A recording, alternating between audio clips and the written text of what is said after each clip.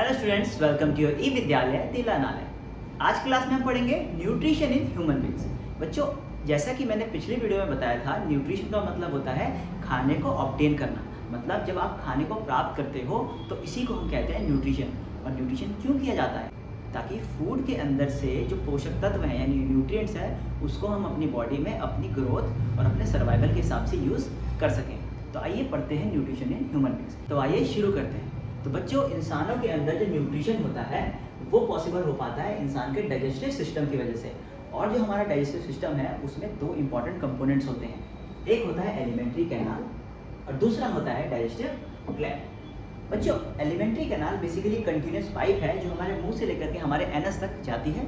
ठीक है, इस दौरान बहुत सारे ग्लैंड्स होते हैं जो कि एंजाइम्स सीक्रेट करते हैं। ठीक है, एंजाइम्स का मतलब क्या होता है? बेसिकली ये हमारी बॉडी में बनने वाले केमिकल्स हैं, यानी बायोकेमिकल्स हैं, जो हमारी बॉडी में होने वाली केमिकल रिएक्शंस को इनिशिएट करते हैं या फिर उनको होने में मदद करते हैं। ठीक है, तो ये डाइजेस्टिव ग्लैंड्स है जो बच्चों, वो बहुत तरह के एंजाइम्स और बहुत तरह के सिक्रीशंस को रिलीज करते हैं ताकि जो हमारा फूड जो हमने अपने माउथ से इंजेस्ट किया है, अपनी बॉडी के अंदर इंटेक किया है, वो हमारी बॉडी में अंदर जाते जाते डाइजेस्ट हो जाए और हमारी बॉडी उसे इजीली एब्जॉर्ब कर सके और फाइनली यूज भी कर सके। बच्चों, आप इस डायग्राम को ध्यान से देखिए। इस डायग्राम के अंदर आपको एलिमेंट्री कैनाल और बीच बीच में जो डाइजेस्टिव ग्लैंड है वो भी इजीली देखने को मिलेंगे। जैसे कि ये हमारा माउथ है, यहाँ से खाने को इंटेक करते हैं, यानी हमारे एलिमेंट्री कैनाल का हिस्सा है। फिर ये हमारी फूड पाइप और फिर ये स्टमक और फिर देन स्मॉल इंटेस्टाइन, फिर ये जाएगा लार्ज इंटेस्टाइन में और फिर ये एनस से बाहर आ जाएगा। ये हमारी हो गई पूरी एलिमेंट्री कैनाल। और बात करें डाइजेस्टिव ग्लैंड की, देखिए यहाँ पर एक ग्लैंड है, ये है सैलिवरी ग्लैंड जिससे थूक रिलीज होता है। ठीक है, और फिर यहाँ पर देख सकते हैं लीवर के अंदर ये गॉल ब्लैडर है, यहाँ पर ये जो डक्ट है इसको कहते हैं बाइल डक्ट। ठीक है बच्चों, यहाँ से बाइल जूस निकलता है। फिर पीछे पीले पीले कलर का देख सकते हो लीफ लाइक स्ट्रक्चर, ये हमारा पैनक्रियाटिक डक्ट। ठीक है, यहाँ से पैनक्रियाटिक जूस निकलता है। स्टमक की वॉल से भी बहुत सारे जूसेस निकलते हैं, बहुत सारे सिक्रेशन निकलते हैं, यानी स्टमक की वॉल्स के पास भी ग्लैंड पाया जाता है। ठीक, और स्मॉल इंटेस्टाइन के पास भी बहुत सारे ग्लैंड्स होते हैं जिससे वो बहुत सारे हार्मोन्स और बहुत सारे एंजाइम सीक्रेट करते हैं जो कि हमारे डाइजेशन में हेल्प करते हैं। आई होप आपको डायग्राम देख के आइडिया लग गया होगा कि हमारा इंसान का डाइजेस्टिव सिस्टम दिखता कैसा है।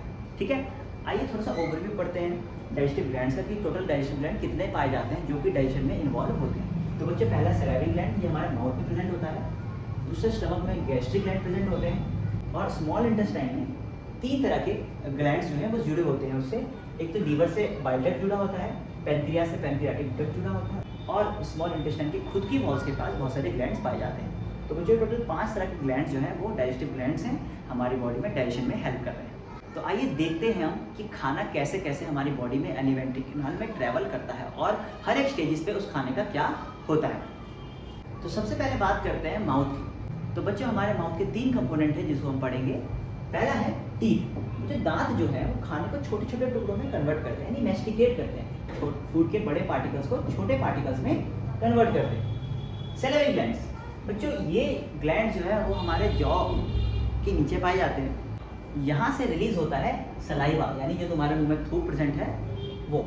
अब इस सलाइवा के अंदर होते हैं बच्चों सैलिवरी एमिलेज नाम के एंजाइम। सैलिवरी एमिलेज एक तरह का बायोकेमिकल है, जैसे मैंने बताया। एंजाइम टर्म बार बार यूज होगा तो इसको दिमाग में रख लो कि एंजाइम कुछ और नहीं बल्कि बायोकेमिकल्स हैं, हमारी बॉडी में बनने वाले केमिकल्स जो हमारी बॉडी के अंदर होने वाली केमिकल रिएक्शंस को होने में मदद करते हैं। ठीक है, तो जो सैलिवरी एमिलेज नाम का जो एंजाइम है वो हमारे खाने के अंदर जो प्रेजेंट स्टार्च है उसको शुगर में कन्वर्ट करता है। स्टार्च एक कॉम्प्लेक्स कार्बोहाइड्रेट है जिसमें कोई स्वाद नहीं होता, बट जब हमारे सलाइवा में प्रेजेंट सैलिवरी एमिलेज में काम करता है तो वो उसको शुगर में कन्वर्ट कर देता है। इसका पता आप अपने घर पे भी लगा सकते हैं। कैसे? आप कोई भी प्लांट बेस्ड फूड खाइए, जैसे रोटी चावल, उसके अंदर काफ़ी मात्रा में स्टार्च प्रेजेंट होता है क्योंकि प्लांट अपना खाना स्टार्च के फॉर्म में स्टोर करता है। ठीक है, तो जब आप उसको लंबे समय तक चबाएंगे तो हमारे मुंह का जो सलाइवा है उस पर एक्ट करेगा और उसके अंदर प्रेजेंट स्टार्च को शुगर में कन्वर्ट कर देगा, यानी आपको वो रोटी या चावल कुछ देर बाद आपको मीठे लगने लग जाएंगे। ठीक है बच्चों, इसी चीज़ से हमें पता चलता है जो डाइजेशन है वो हमारे मुंह से ही स्टार्ट हो जाता है कि स्टार्च एक कॉम्प्लेक्स कार्बोहाइड्रेट है और शुगर एक सिंपल कार्बोहाइड्रेट है। और डाइजेशन का मतलब ही होता है कॉम्प्लेक्स सब्सटेंस को सिंपल सब्सटेंस में कन्वर्ट करना। ठीक है, अब बात करते हैं टंग की। बच्चों, जो जीभ है हमारी वो खाने को सलाइवा में मिक्स करने में मदद करती है और साथ ही साथ खाने को निगलने में भी मदद करती है। तो बच्चों, जो माउथ के अंदर खाना खाया हमने, उसको चबाया इतनी देर तक और उसके अंदर थूक जो इतना मिक्स हो गया, तो वो जो मुंह के अंदर जो खाना अब बन चुका है, चबाया हुआ जो खाना बन चुका है जिसमें बहुत सारा लार मिक्स है हमारा, उसको हम कहते हैं बोलस, यानी खाना हमारे माउथ के अंदर बोलस में कन्वर्ट हो जाता है। फिर हम आते हैं नेक्स्ट पार्ट पे, यानी ईसोफेगस। तो बच्चों ये फूड पाइप है जो हमारे माउथ को हमारे स्टमक से कनेक्ट करती है। इसमें कोई डाइजेशन नहीं होता, ये ऑलमोस्ट 25 सेंटीमीटर तक लंबी हो सकती है, ठीक है, इसमें कोई डाइजेशन नहीं होता।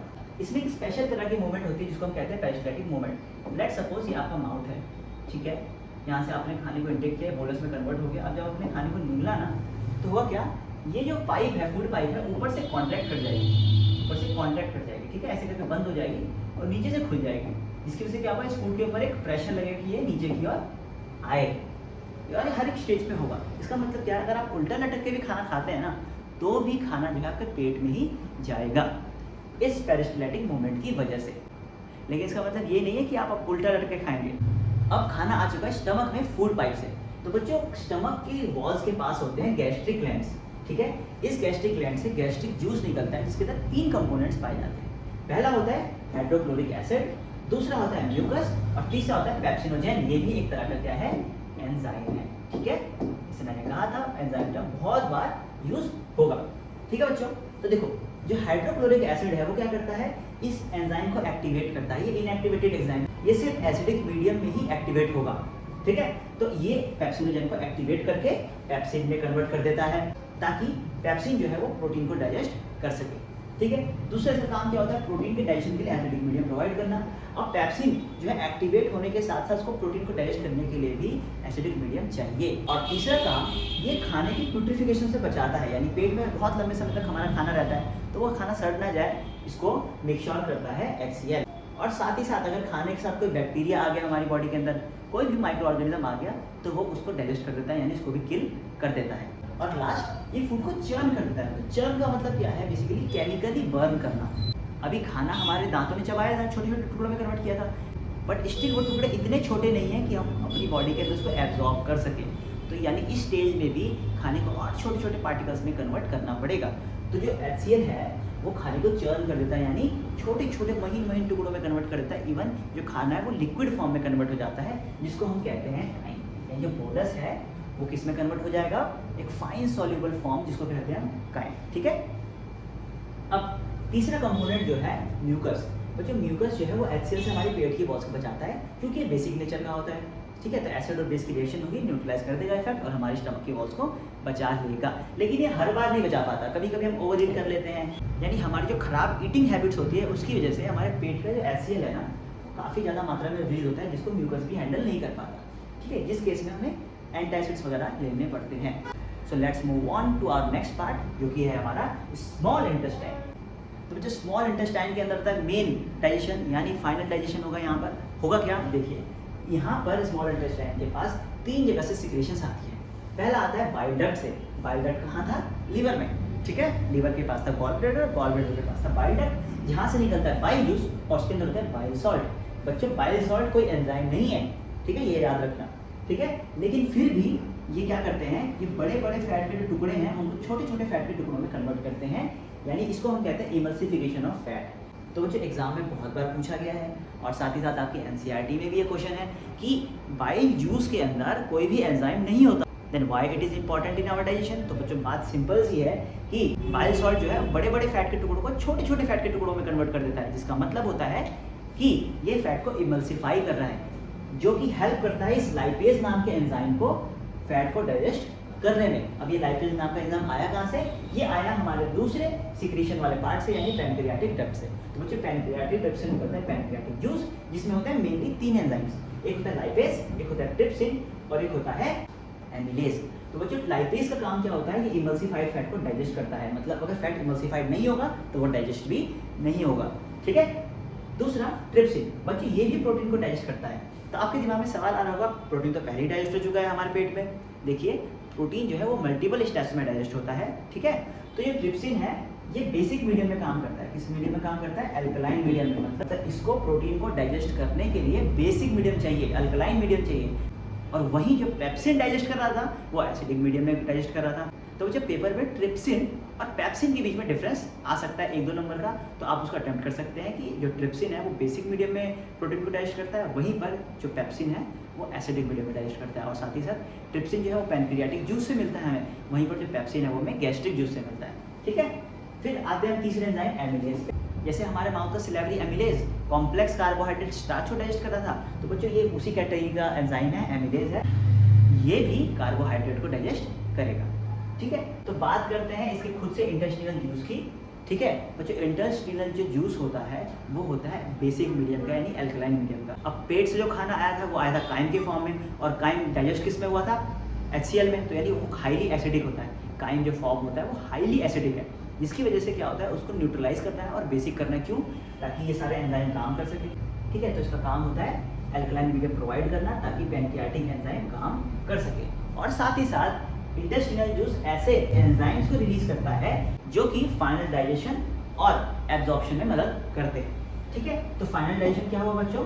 तो हमारे खाने के अंदर जो कॉम्प्लेक्स मटेरियल होता है, न्यूट्रिएंट होते हैं, वो क्या होते हैं? कार्बोहाइड्रेट, प्रोटीन, फैट, मेनली तो यही होते हैं ना।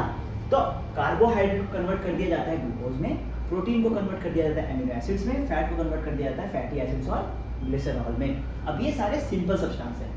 ठीक है, तो यहाँ पर फाइनल डाइजेशन हो चुका है। अगर क्वेश्चन आता है फाइनल डाइजेशन या मेन डाइजेशन कहाँ पर होता है, तो मुझे याद रखना वो हमारे स्मॉल इंटेस्टाइन में होता है। तो अब फाइनल डाइजेशन होने के बाद क्या हुआ? अब सारा जो खाना हमने खाया था वो सिंपल सब्सटेंस में कन्वर्ट हो चुका है। ठीक है, तो अब इन सिंपल सब्सटेंस को एब्जॉर्ब कर दिया जाएगा स्मॉल इंटेस्टाइन में ही, क्योंकि स्मॉल इंटेस्टाइन की दीवार के पास होते हैं विलाई यानी फिंगर लाइक स्ट्रक्चर। अगर मान लो स्मॉल इंटेस्टाइन वाली पाइप है, ठीक है, तो इसके अंदर ऐसे ऐसे ऐसे ऐसे स्ट्रक्चर हमें देखने को मिलते हैं। ये फिंगर लाइक स्ट्रक्चर है बच्चों, इसको हम कहते हैं विलाई। ठीक है, अभी जो विलाई नाम के जो स्ट्रक्चर हैं ये जुड़े होते हैं ब्लड वेसल से। किससे जुड़े होंगे? ब्लड वेसल से जुड़े होंगे। अब ब्लड वेसल से जुड़ने का क्या फायदा है? फायदा ये है कि जब ये डाइजेस्टेड फूड को एब्जॉर्ब करेंगे तो खाना जो है सीधा ब्लड स्ट्रीम में चला जाएगा। अब खून में जाने की वजह से क्या होगा? क्योंकि जो खून है वो हमारी बॉडी के हर एक हिस्से तक पहुंचता है, तो इसलिए खाना भी जो है वो हर एक हिस्से तक पहुंच जाएगा। और खाने से मेरा मतलब है ये सारे सिंपल सब्सटेंस। ठीक है, तो अब होगा क्या? खाना जब हमारी बॉडी के हर एक हिस्से तक पहुंच गया, यानी ये सिंपल सब्सटेंसेस हमारे बॉडी के हर एक हिस्से तक पहुंच गए, तो हमारी बॉडी के हर एक हिस्से में जो भी रिक्वायरमेंट होगी, फॉर एग्जांपल अगर प्रोटीन की रिक्वायरमेंट होती है तो जो एमिनो एसिड्स हैं वो प्रोटीन में कन्वर्ट हो जाएंगे। अगर एनर्जी चाहिए तो ये ग्लूकोज वहाँ जाके ब्रेक डाउन हो जाएगा, जिसको हम कहते हैं रेस्पिरेशन, जो कि हमारी अगली प्रोसेस होगी जो हम नेक्स्ट वीडियो में कवर करेंगे। तो अब हमने क्या देखा? जो फूड था वो कहाँ चला गया? हमारी बॉडी के हर एक हिस्से तक पहुंच गया, और हमारी बॉडी के हिस्से ने अपनी रिक्वायरमेंट के हिसाब से उसको यूज किया। तो बच्चों इसी प्रोसेस को हम कहते हैं एसिमिलेशन।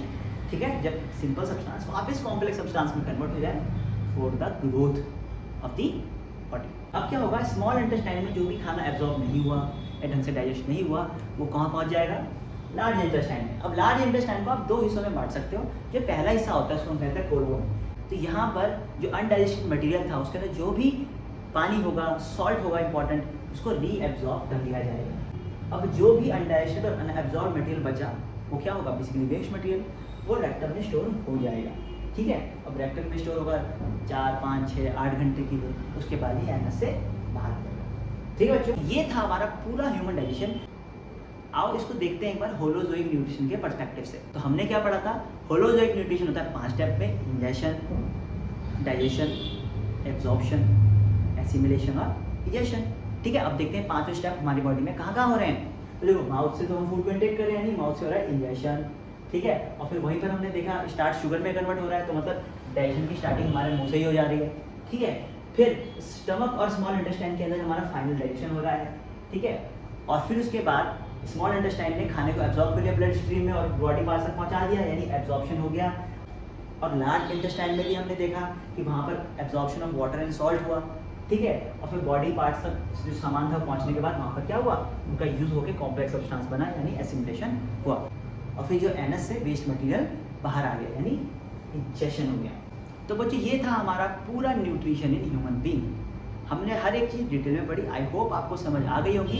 तो मिलते हैं अगली वीडियो में जिसमें मैं एक्सप्लेन करूँगा रेस्पिरेशन के बारे में। तब तक बच्चों टेक केयर, बाय बाय।